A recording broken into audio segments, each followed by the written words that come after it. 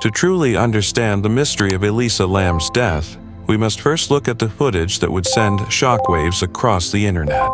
An eerie, grainy video from inside a hotel elevator.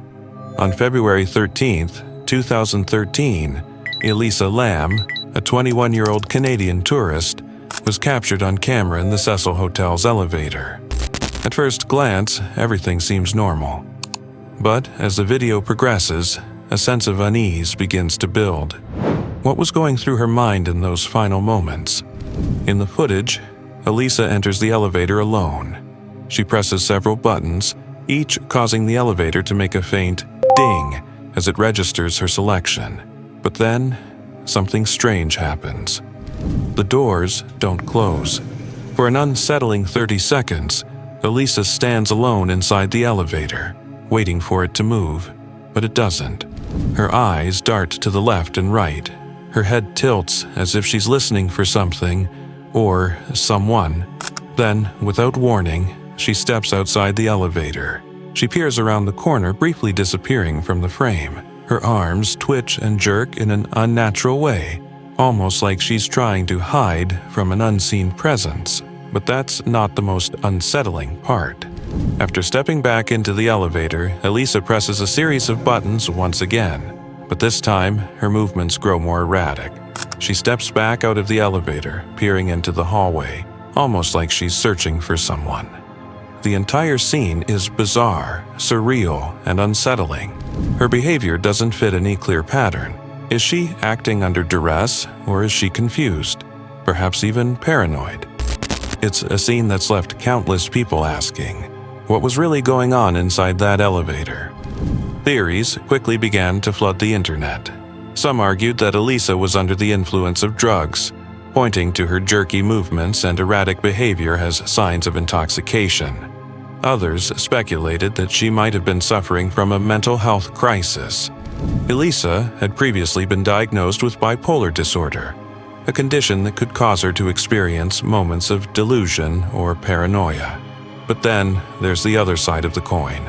Some began to entertain the idea that Elisa's actions weren't the result of a psychological episode or drugs, but something far more mysterious. What if she wasn't alone in that elevator? What if someone or something was in that hallway, just out of sight, forcing her to behave the way she did? Could she have been running from an unseen threat? Could the elevator footage be the last sign of a struggle, or even the first clue that Elisa's death was not an accident, but something far darker? At the time of the video's release, police were quick to dismiss foul play. There were no obvious signs of struggle, no indication that Elisa had been attacked. And yet, despite this, the footage raised more questions than it answered. How could she have been so desperate? Why did she act as if she was trying to escape something that wasn't there? The more you watch the footage, the more unsettling it becomes. Could it have been a case of a mental breakdown? Was she confused, struggling with her own mind?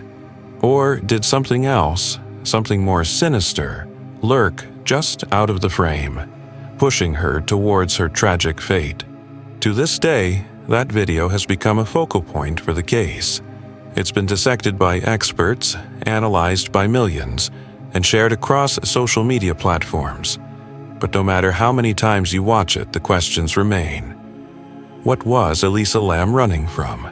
What was she trying to escape in that elevator? And, perhaps most chilling of all, did she know what was coming next?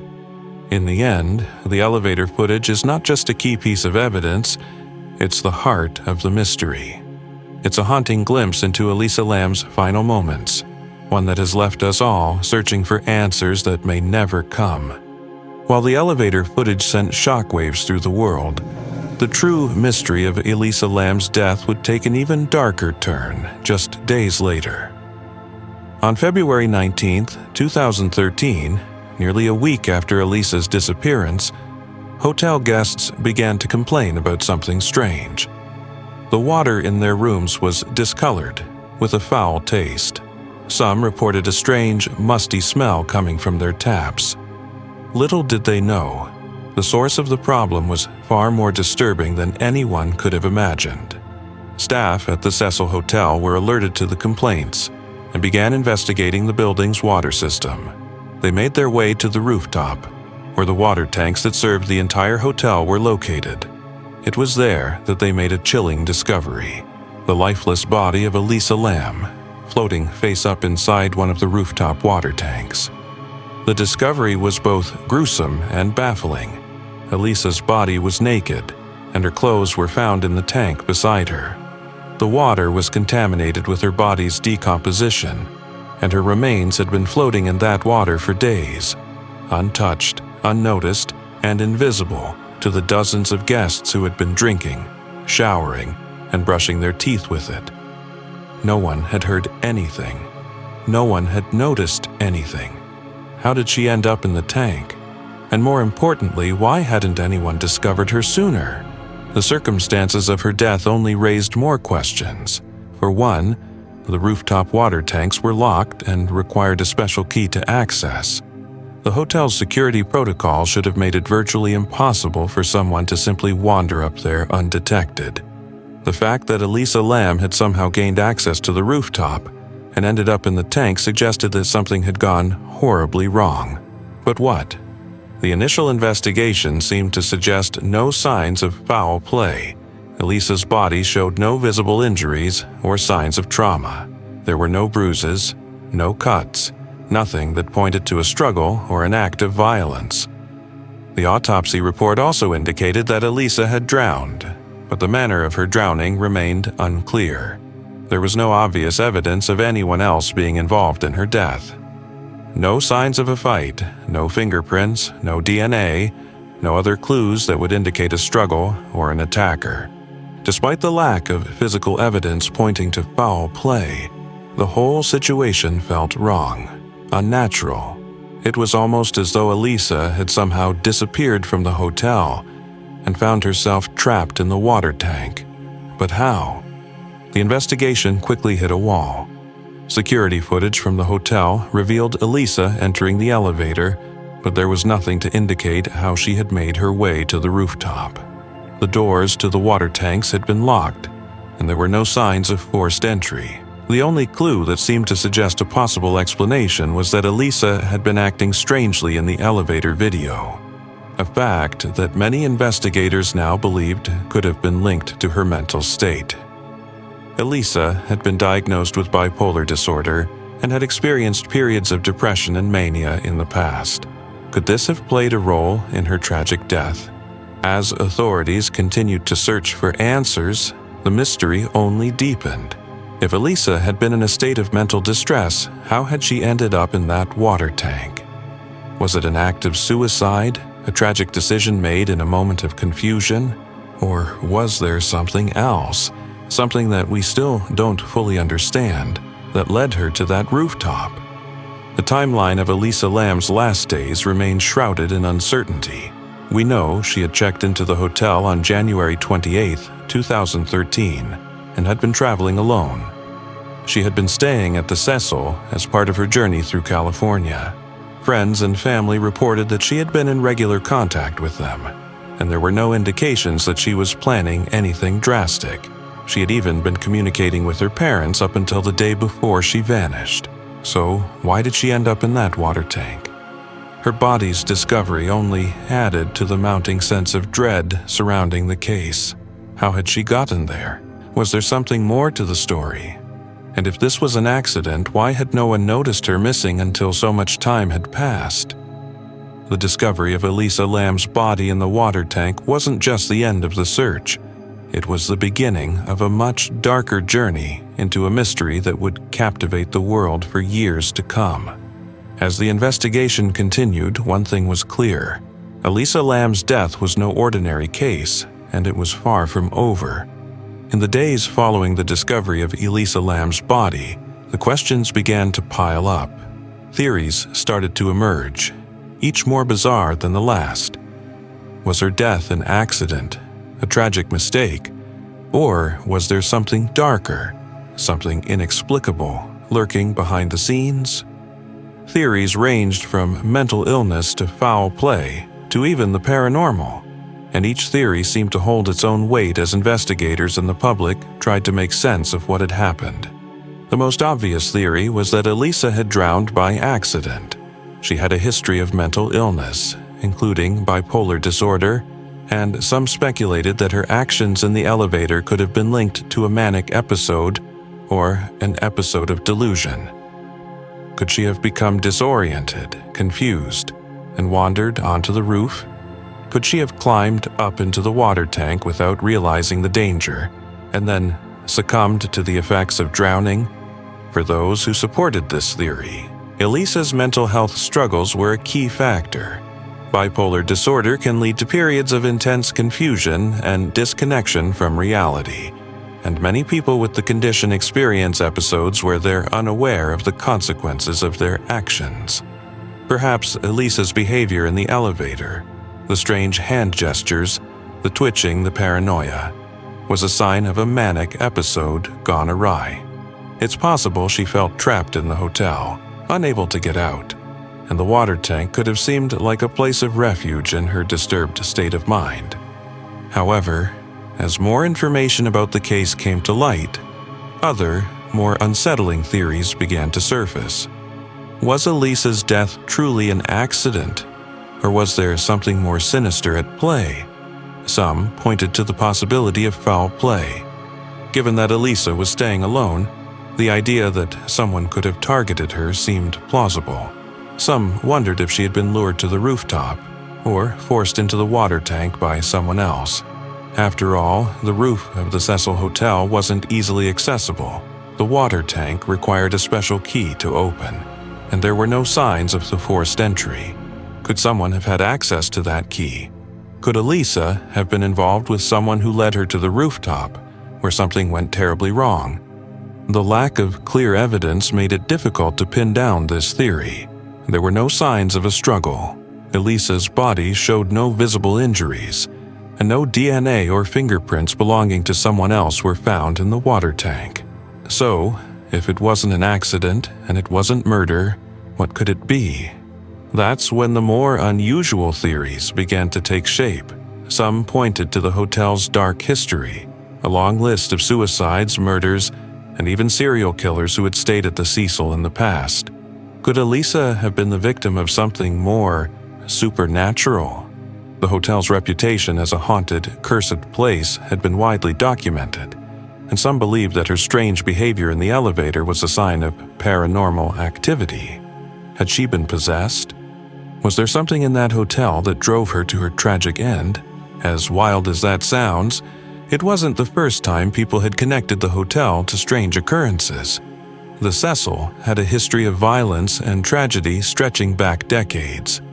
Richard Ramirez, the notorious Night Stalker serial killer, had lived there in the mid-1880s. And in the 1960s, a woman named Dorothy Stratton died under mysterious circumstances just a few blocks away from the hotel. Could Elisa have been another victim of the hotel's haunted legacy? Yet, even the most paranormal of theories seemed to fall short when weighed against the evidence.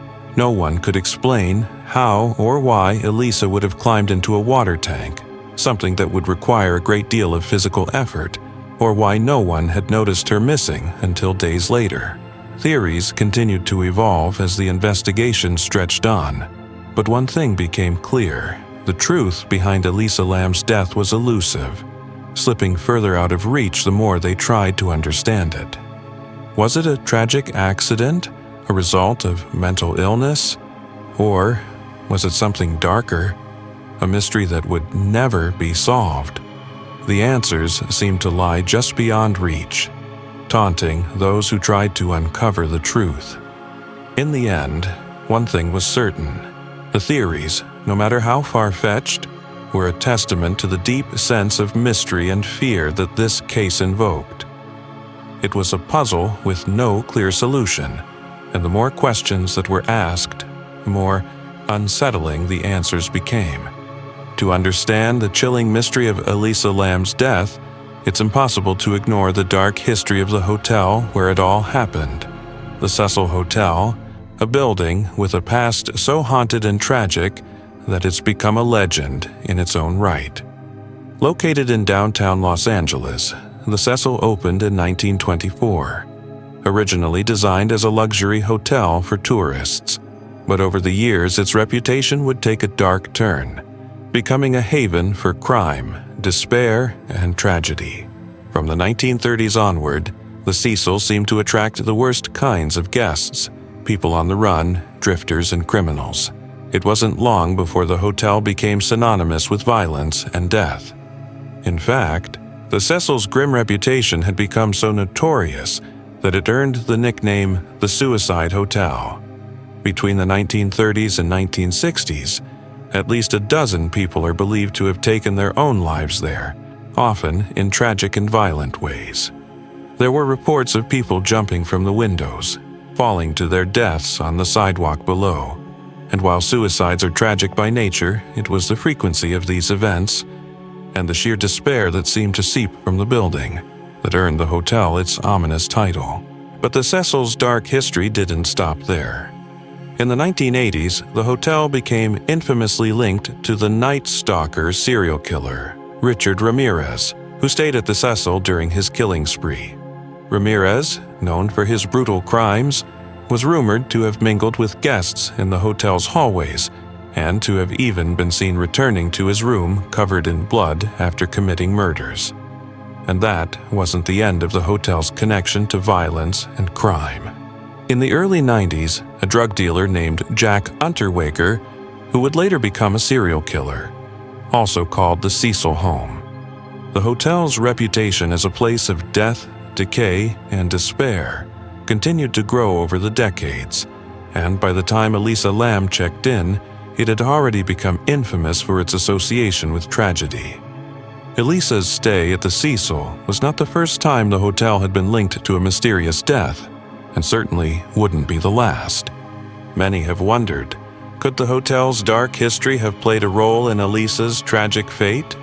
Was the Cecil Hotel itself somehow responsible for the horror that befell her? The building's violent and tragic past is inescapable, and some have suggested that Elisa's death may have been tied to the very place she chose to stay. Was she another victim of the hotel's cursed legacy? As we continue to look deeper into Elisa Lam's case, the Cecil Hotel's past looms large, adding another layer of mystery to an already puzzling and tragic story. The mystery of Elisa Lam's death remains one of the most chilling and perplexing cases in recent history.